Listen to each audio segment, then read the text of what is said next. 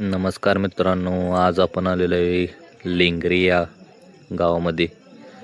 सुंदर असं मैदान संपन्न होते आणि या मैदानासाठी चटणी भाकरीवरचा पैलवान राजा आलेला आहे. बघा मित्रांनो, बघू शकताय तुम्ही.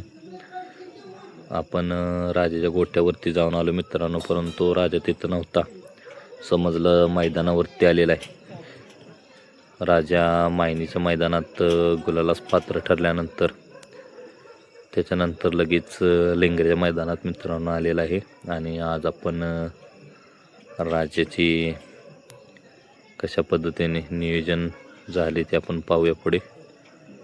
राजाची सर्व टीम, राजावर प्रेम करणारे लोक सोबत आहेत. आणि आज राजा पण फ्रेश दिसतोय मित्रांनो. राजा थोडं पायाला नक्कीला लागलेलं आहे.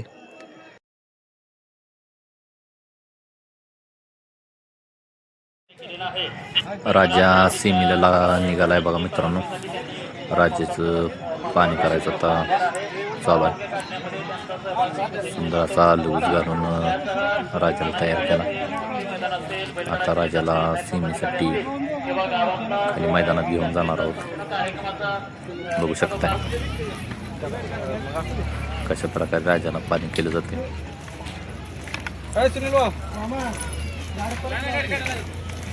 बऱ्याच मित्रांचं मेसेज आलं की राजा आपला आज मैदानात आहे का बघा.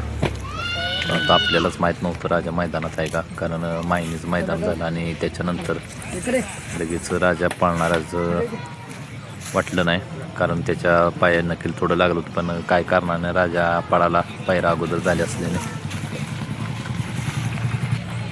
चला मित्रांनो, आता राजाला घेऊन चाललोय आपण सेमीसाठी. बघूयात. सुंदर अशी राजाची टीम,